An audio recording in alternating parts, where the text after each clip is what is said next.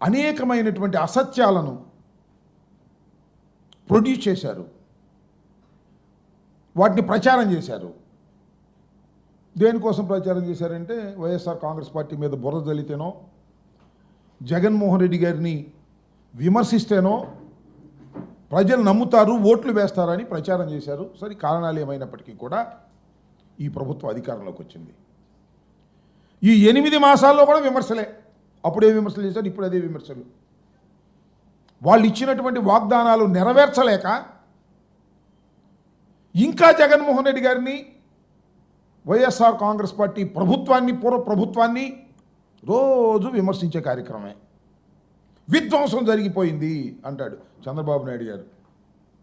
అన్ని వ్యవస్థల్ని జగన్మోహన్ రెడ్డి గారు సర్వనాశనం చేసేశాడు అంటాడు. ఎందుకు అంటున్నాడు అని కొద్దిగా లోతుగా తెలివిగల వాళ్ళు ఆలోచిస్తే, ఆయన ఏమీ చేయలేక, ఇచ్చినటువంటి వాగ్దానాలను అమలు చేయలేక, ఎన్నికల్లో అధికారంలోకి రావడం కోసం స్టడీ లేకోకుండా 40 సంవత్సరాల అనుభవం కలిగినటువంటి నారా చంద్రబాబు నాయుడు గారు, 4వసారి ముఖ్యమంత్రి అయినటువంటి చంద్రబాబు నాయుడు గారు స్టడీ లేకోకుండా, ఆలోచన లేకోకుండా, అధికారమే పరమావధి అని భావించి అనేకమైనటువంటి అసత్యాలను, అభూత కల్పనలను, వాగ్దానాలను, అమలు కాని అసాధ్యమైనటువంటి వాగ్దానాలను చంద్రబాబు నాయుడు గారు పుంఖాలుగా చెప్పేశాడు, అధికారంలోకి వచ్చేశాడు. జగన్మోహన్ రెడ్డి గారు నేను మనవి చేస్తున్న ఎన్నికలకు ముందు కూడా ఏ రోజున కూడా తాను చేయలేనటువంటి అంశాలను చేసేటటువంటి ప్రయత్నం చేసేటటువంటి కార్యక్రమమే చేయలేదు. మీరు గుర్తుపెట్టుకోండి.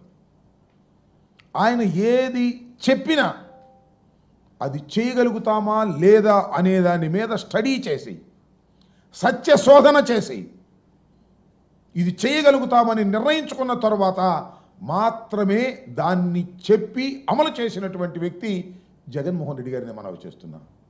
అందుకనే మేనిఫెస్టోలో ఇచ్చినటువంటి 99% వాగ్దానాలను నెరవేర్చుకొని మేము ఎన్నికల్లోకి వెళ్ళాం. అఫ్కోర్స్ ఓటమి పాలయ్యాం, అది వేరే అంశం. కానీ చంద్రబాబు నాయుడు ఇచ్చిన వాగ్దానాలండి అమలు చేస్తున్నారా? ఎందుకు వాయిదాలు వేస్తున్నారు? ఎందుకు ఎగవేస్తున్నారు? ఎన్నికలకు ముందు ఏం చెప్పారు? మేనిఫెస్టో అన్నారు, షూరిటీ అన్నారు, గ్యారంటీ అన్నారు, సూపర్ 6 అన్నారు. ఇచ్చినటువంటి వాగ్దానం నెరవేర్చకపోతే ఏంటి అని అడిగితే చొక్కా పట్టుకోండి, కాలర్ పట్టుకోండి అని అన్నారే. చూస్తున్నారు కదా మీరు సోషల్ మీడియాలో. మేము అన్నీ స్టడీ చేసాం, కాలర్ పట్టుకోండి మాది అవసరమైతే అన్నారు. ఏం పట్టుకోవాలి వాళ్ళు చెప్పమని అడుగుతున్నా. అది చెప్పిన పెద్ద మనిషిని. వాళ్ళు ఏం పట్టుకోవాలి? 8 మాసాలు అయింది, ఇచ్చిన వాగ్దానాలు నెరవేర్చలేదు, ఆరకొరగా కుంటిగా ఏదో చేస్తున్నామని ప్రచారం చేస్తున్నారు. ఇప్పుడు ఎవరు చొక్కా పట్టుకోవాలి, ఎవరి కాలర్ పట్టుకోవాలి, ఎవరి మెడ పట్టుకోవాలి చెప్పమని నేను అడుగుతా ఉన్నా. జగన్మోహన్ రెడ్డి గారు వివరంగా, సుదీర్ఘంగా మీరు చేసేటటువంటి తప్పుడు ప్రచారాలని, మీరు బుకాయించే బుకాయింపులని వివరంగా జగన్మోహన్ రెడ్డి గారు నిన్న సుదీర్ఘంగా చెబితే ఒక్కడ సమాధానం చెప్పడు. ఊరిని చిల్లరమరలుగా మాట్లాడే ప్రయత్నం, ఆయన మంత్రులు, నాయకులు కారు కోతలు గుయ్యటం, పిచ్చి పిచ్చిగా మాట్లాడటం, ఈ ప్రయత్నాలు చేస్తున్నారు తప్ప వాస్తవాలు చెప్పేటటువంటి ప్రయత్నం చేయటం వల్ల, జగన్మోహన్ రెడ్డి గారు అడిగినటువంటి ప్రశ్నలకు సమాధానం చెప్పడం వల్ల నేను మనవి చేస్తున్నా. జగన్మోహన్ రెడ్డి గారి ప్రభుత్వం ఓడిపోయిన తర్వాత సుమారుగా జగన్మోహన్ రెడ్డి గారు 10 నుంచి 11 సార్లు మీడియా ముందుకొచ్చి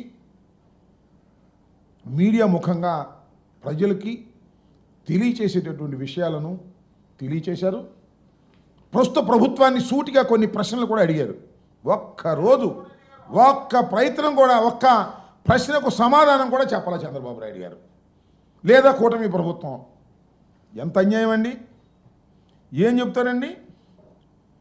జగన్మోహన్ రెడ్డి గారి టైంలో 14 లక్షల కోట్ల రూపాయలు అప్పు చేశాడంటున్నారు. చివరకు చూస్తే మళ్ళీ ఆయనే 6 లక్షల కోట్లని బడ్జెట్లో పెట్టాడు. చెప్పే ప్రచారం వేరు, ప్రాక్టికాలిటీ వేరుగా కనిపిస్తున్నటువంటి పరిస్థితులు మనకు కనిపిస్తూ ఉన్నాయి. చాలా చిత్రం ఏంటంటే జగన్మోహన్ రెడ్డి గారు మొన్న మీడియాలో కూడా అడిగారు, దానికి సమాధానమే చెప్పలేదు. రాష్ట్ర ఆదాయం తగ్గిపోయింది, ఇది ఫ్యాక్ట్. టోటల్గా రాష్ట్రానికి రావాల్సిన ఆదాయం 8 మాసాల్లో తగ్గిపోయింది. తగ్గిపోతే జిఎస్డిపి పెరిగిందని చూపిస్తాడు.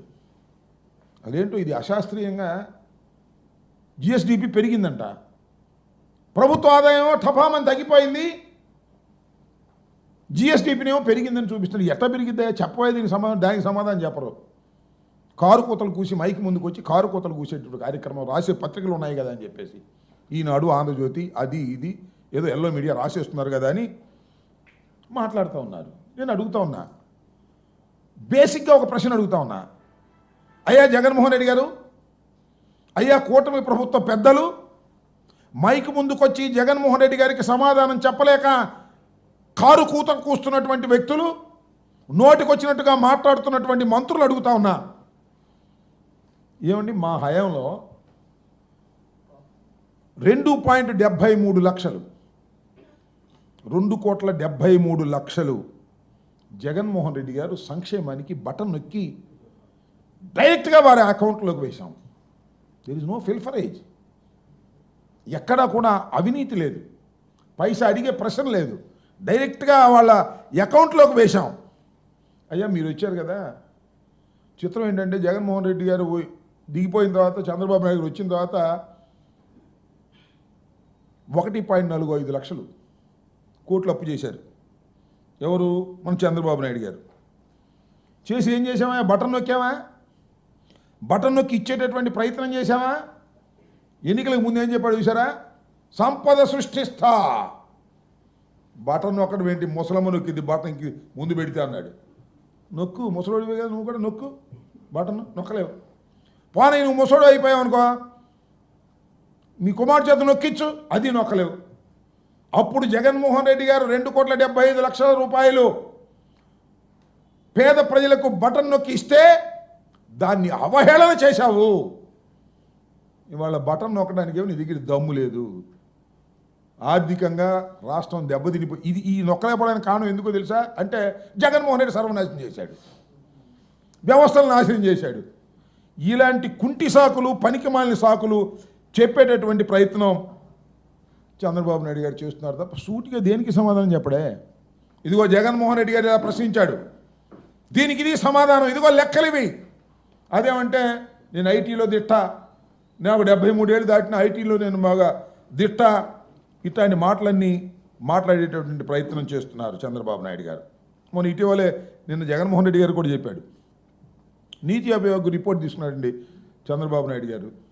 ఏం చేయాలి? నీతి ఆయోగ్ రిపోర్ట్ ప్రకారం 2014-19 మధ్య ఎవరు? చంద్రబాబు నాయుడు గారు చేసింది, అలాగే జగన్మోహన్ రెడ్డి గారు చేసినటువంటి దాన్ని రెండింటిని పోల్చి చూడవలసినటువంటి అవసరం ఉంటుంది. వైఎస్ఆర్ కాంగ్రెస్ పార్టీ ప్రభుత్వం హయాంలో ఈ మూలధన వ్యయాన్ని ఎంత చేశారని. 2014-19 మధ్యకాలంలో మూలధన వ్యయంలో సోషల్ సర్వీసెస్ కింద సగటున 2,437 కోట్లు మాత్రమే చంద్రబాబు నాయుడు గారు ఖర్చు పెట్టారు 2014-19లో. మరి వైఎస్ఆర్ కాంగ్రెస్ ప్రభుత్వం అధికారంలోకి వచ్చిన తర్వాత అదే అక్షరాల 5,224 కోట్లు ఖర్చు పెట్టాం. మాది గొప్ప అని చెప్తాడు ఆయన. మాది గొప్ప అని చెబితే టీవీలను టకటకటక చూపిస్తాయి, ఆయనకు అనుకూలంగా ఉన్నవాళ్ళు పత్రికల్లో ఫ్రంట్ పేజీలు రాసి పారేస్తారు. ఎంత అన్యాయంగా రాస్తారంటే, లిక్కర్ స్కామ్లో మిథున్ రెడ్డి అంట, మిథున్ రెడ్డిని అరెస్ట్ చేయాలని. అసలు మిథున్ రెడ్డికి ఏమి సంబంధం లిక్కర్ స్కామ్లో? మిథున్ రెడ్డి ఏమన్నా ఎక్సైజ్ మినిస్టర్ చేశాడా? వాళ్ళ ఫాదర్ ఏమైనా ఎక్సైజ్ మినిస్టర్ చేశాడా?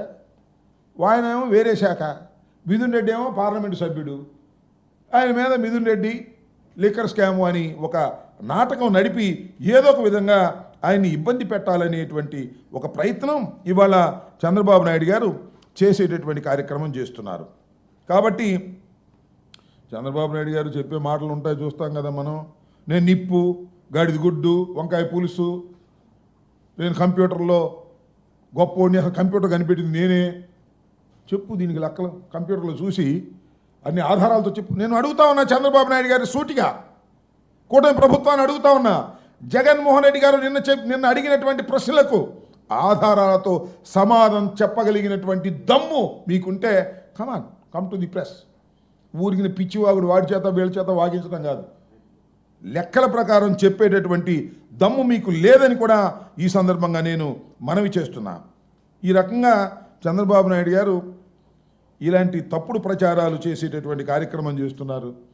అసలు మీకు ఇంకోటి కూడా గుర్తు చేస్తా, ఏమన్నారండి ఉద్యోగస్తులకి 1వ తారీఖున డబ్బులు పడిపోతాయి, జగన్మోహన్ రెడ్డి గారిలా కాదు 3వ తారీఖు పడిపోతాయి అన్నారు. 1 నెల పడ్డాయి, ఇప్పుడు పడుతున్నాయా? మొదటి వారంలో 1వ తారీఖున పడే ప్రశ్న లేదు. ఉద్యోగాలు ఇస్తామన్నారు, ఉన్న ఉద్యోగాలు పీకి పారేశారు. ఏదో పిచ్చి లెక్క పట్టుకుని మనం చెబుతున్నాడు ఎవరైనా, లోకేష్ గారు ఏదో 6 లక్షల కోట్లు ఇన్ని ఉద్యోగాలు, ఊరిన కాగితం మీద చెబితే సరికాదు, ప్రాక్టికల్గా ఉండాలి కదా. నేను మనవి చేస్తున్నా, చంద్రబాబు నాయుడు కొత్తగా ఏమి వెళ్ళా ఎక్కడికి, దావోస్కి. చంద్రబాబు నాయుడు వెళ్ళినప్పుడల్లా ఎంఓఈలు తీసుకొచ్చాడు, ఈసారి ఎంఓఈలు తీసుకురాలా. అదేమంటే వెళ్ళినప్పుడల్లా ఎంఓఈలు వస్తాయా? అసలు వెళ్ళక ముందే వచ్చేసినాయండి ఎంఓఈలు.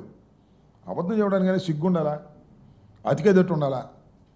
ఇంతకుముందు చాలాసార్లు దావోస్ వెళ్ళాడు కదా ఆయన, 14 సంవత్సరాలు ఇంతకుముందు ముఖ్యమంత్రి చేసినప్పుడు వెళ్ళినప్పుడల్లా ఎంఓఈలు తీసుకొచ్చేవాడు. ఈసారి ఎంఓఈస్ లేవు. ఏంటంటే అక్కడికి వెళ్ళి రెడ్ బుక్ మాట్లాడితే ఎవరు చేస్తాడు సంతకాలు చెప్పండి, నాకు అర్థం కాలే. అక్కడికి వెళ్ళి రెడ్ బుక్ గురించి మాట్లాడతాడు, అక్కడికి వెళ్ళి ఉప ముఖ్యమంత్రి గురించి మాట్లాడతారు. ఈ యావ తప్ప రాష్ట్రాన్ని బాగు చేయాలని యావే లేదు. జగన్మోహన్ రెడ్డి గారు మళ్ళీ ఎక్కడ అధికారంలోకి వస్తాడనేటువంటి భయంతో ఆయన మీద తట్టల బురదలాంటిటువంటి కార్యక్రమం చేసేటటువంటి ప్రయత్నం చేస్తున్నారు. ఇది చాలా దుర్మార్గమైనటువంటి విషయం. నేను ఇవాళ కూడా చెప్తూ ఉన్నా, కూటమి ప్రభుత్వానికి, చంద్రబాబు నాయుడు గారికి, వాళ్ళ అబ్బాయికి మీ దగ్గర సిన్సియారిటీ ఉంటే, చిత్తశుద్ధి ఉంటే, ప్రతిపక్ష నాయకుడు మాజీ ముఖ్యమంత్రి జగన్మోహన్ రెడ్డి గారు అడిగినటువంటి ప్రశ్నలకు సూటిగా ఆధారాలతో సమాధానం చెప్పి మీ ఇష్టం వచ్చినట్టు చెత్త మాట్లాడుకోండి, మాకు అభ్యంతరం లేదు. చెత్త తప్ప ఏం మాట్లాడలే మీరు. మిగిలిన చెత్త మాట్లాడితే మీకు తప్పనిసరిగా గుణపాఠం వస్తుంది. మళ్ళీ మిమ్మల్ని చిత్తుగా ప్రజలు ఓడిస్తారు. మీరేదో మేము బ్రహ్మాండమైన స్ట్రైక్ రేటుతో వచ్చాము, జగన్మోహన్ రెడ్డి గారిని 11 సీట్లకు పడగొట్టాము అనేటువంటి ఒక అహంభావంతో ఏమీ చేయకపోయినా ప్రజలు మాకు ఇస్తారు, అమలు చేయకపోయిన హామీలను ప్రజలు మాకు తిరిగి ఇలా కొనసాగిస్తారు అనుకునేటువంటి ఒక అహంభావంతో మీరు ఇవాళ ప్రవర్తన చేస్తున్నారు. ఇది సరైనటువంటి విధానం కాదు. మీరు ఎప్పుడు అసత్యాలను వండి వార్చేటటువంటి కార్యక్రమంలోనే మీరున్నారు. మీ రాజకీయ బ్రతుకంతా కూడా అసత్యాలు, అన్యాయాలు, అక్రమాల మీదే నిర్మించుకున్నారు. అది శాశ్వతం కాదని కూడా ఈ సందర్భంగా నేను మీ ద్వారా వారికి తెలియపరుస్తున్నాను. మరొకసారి చెప్తున్నాను, జగన్మోహన్ రెడ్డి గారి మీద ఊరికినే మైక్ దొరికింది కదా అని ప్రెస్ మీట్లు పెట్టి ఇష్టం వచ్చినట్టుగా మాట్లాడటం కాదు, సూటిగా సమాధానం చెప్పే దమ్ముందో లేదో తెలుసుకోండి. జగన్మోహన్ రెడ్డి గారు నిన్న సుదీర్ఘంగా అనేక విషయాల మీద చక్కగా వివరణ ఇచ్చారు, కొన్ని ప్రశ్నలు అడిగారు. ఆ ప్రశ్నలకు దమ్ముంటే సమాధానం చెప్పండి, లేకపోతే మీ పని మీరు చూసుకోండి తప్ప ఏదో చెత్తవాగుడు వాగే కార్యక్రమం దయచేసి ఆ మంత్రివర్గ సభ్యులకి, కారు కూతలు కూస్తున్నటువంటి వ్యక్తులకి కూడా మీ ద్వారా వారికి చెప్పదలుచుకున్నాను.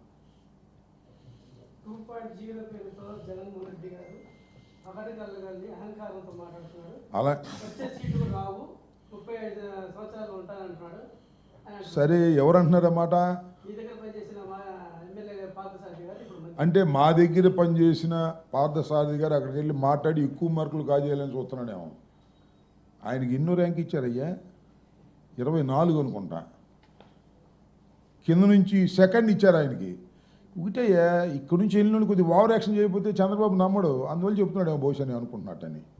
అందువల్ల జగన్మోహన్ రెడ్డి గారు ఏది చెప్పినా చాలా స్టడీ చేసి చెప్తారు. చెప్పింది ప్రతి మాట నెరవేర్చుకున్నాడు, ఆల్మోస్ట్ ఆల్ 99%. చంద్రబాబు చెప్పింది ఏది నెరవేర్చలేదు, నెరవేర్చే స్వభావం కాదు. సూపర్ 6 అన్నాడు, సూపర్గా చీట్ చేసి పారేశాడు ప్రజల్ని. అప్పుడు కూడా అంతే, పోయినసారి కూడా ఏం చేశాడు? పోయినసారి మొత్తం రైతు రుణమాఫీ అన్నాడు, ఎగ్గొట్టేశాడు. చంద్రబాబుకు అలవాటు అయిపోయింది. ఈసారి ఇక చంద్రబాబుని ప్రజలు నమ్మే పరిస్థితి లేదని నేను నమ్ముతున్నా. సంక్షేమం కంటే అభివృద్ధి వైపు అడుగులు వేస్తున్నామని చెప్పేసి తెలుగుదేశం పార్టీ. అభివృద్ధి వైపు అంటే ఏంటి? గుంటలు పడవటమా? రోడ్లు గుంటలు పోవటమా అభివృద్ధి అంటే? నాకు అర్థం కాదు, చెప్పండి. లేకపోతే 26 ఏంటి ఏమారు వచ్చినాయి అప్ప, నిర్మాణం అవ్వాలిగా. కాగితాల మీద చాలా వస్తాయి. సెంట్రల్ గవర్నమెంట్ ఆర్ఓబీలు అంటే సెంట్రల్ గవర్నమెంట్ స్టేట్ గవర్నమెంట్ కలిపి చేసే క్రమంలో వస్తాయి. అవి కాదు నేనేది. 26,000 కోట్లు తీసుకొచ్చి అమరావతిని అభివృద్ధి చేస్తా అంట. 26,000 కోట్లు అప్పు తీసుకొచ్చి, విన్నావా? 26,000 కోట్ల రూపాయలు అప్పు తీసుకొచ్చి రాజధానిని నిర్మిస్తారంట. ఏమో నాకు అర్థం కాల. అసెంబ్లీ లేదు, సెక్రటేరియట్ లేదు, హైకోర్టు లేదు, అన్నీ తాత్కాలికం. మళ్ళా 26,000 కోట్ల రూపాయలు అప్పు పెట్టుకున్నారు. సెంట్రల్ గవర్నమెంట్ గ్యారంటీ ఇచ్చింది. డబ్బులు రిలీజ్ అయిన తర్వాత శ్రీమద్ రమారమణ గోవిందో సగం తినేస్తారు అంతే. ఇది జరిగే విషయం. మరి ఎన్నిటికీ కూడా గ్యారంటీ ఇచ్చాడు ఇంకో ఆయన. ఈ సూపర్ 6కి హామీలకి అన్నిటికీ ఆయన జ్వరం వచ్చి పడుకున్నాట. మరి ఏంటో మంత్రివర్గానికి కూడా రాల. గ్యారంటీ ఇచ్చిన ఆయన, గ్యారంటీ సంతకం పెట్టిన ఆయన అసలు మాట్లాడట్లా. నిన్న క్యాబినెట్ మీటింగ్ కూడా రాలా. అదేంటంటే ఆయనకి వెన్నుపూసలు నొప్పిగా ఉంది, జ్వరం ఉన్నారు. నిజమేమని నాకు తెలియదు. కానీ ఇది రాష్ట్రం ఉన్న పరిస్థితి. రాష్ట్రం అధ్వానంగా తయారవుతుంది. ఇచ్చిన హామీలు నెరవేర్చడం లేదు. అభివృద్ధి మాత్రం ఈనాడు ఫ్రంట్ పేజీలో ఉంటుంది, లేదా ఆంధ్రజ్యోతి మొత్తం టోటల్ పేజీలో ఉంటుంది. ప్రాక్టికల్గా మాత్రం జీరో అభివృద్ధి, సంక్షేమం ఎగ్గొట్టాడు. ఇది జరిగినటువంటి విషయం. ఓకే.